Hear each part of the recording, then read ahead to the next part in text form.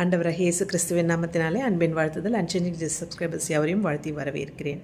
இந்த நாளில் எதற்காக ஜெபிக்க போகிறோம் அப்படின்னு பார்த்தீங்கன்னா, எத்தனையோ குடும்பங்களில் சமாதானம் இல்லை, சந்தோஷம் இல்லை, கணவன் மனைவிக்கிடையே பிரச்சனைகள், குழப்பங்கள், பிரிவினை, இந்த மாதிரி நிறைய போராட்டம் இருக்கிற குடும்பங்களை நம்ம பார்க்குறோம். இந்த நாளில் அந்த குடும்பங்களில் சமாதானத்தை கட்டளையிடும்படி நம்ம அந்த குடும்பங்களுக்காக ஜெபிக்க போகிறோம். கண்களை மூடுவோம், ஜெபம் செய்வோம்.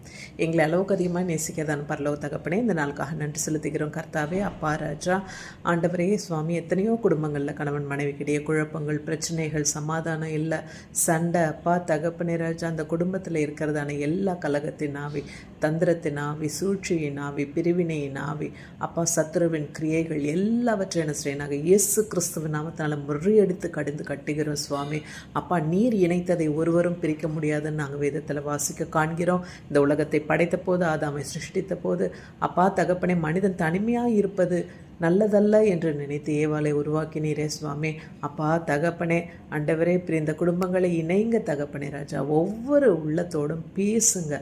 தெய்வ சமாதானத்தை இந்த குடும்பத்தில் கட்டளையிட வேண்டுமாய் ஜெபிக்கிறோம். சமாதானத்தின் தேவன், சமாதானத்தின் ஆவியை ஒவ்வொரு குடும்பங்களிலே ஊற்ற வேண்டுமாய் ஜெபிக்கிறோம்.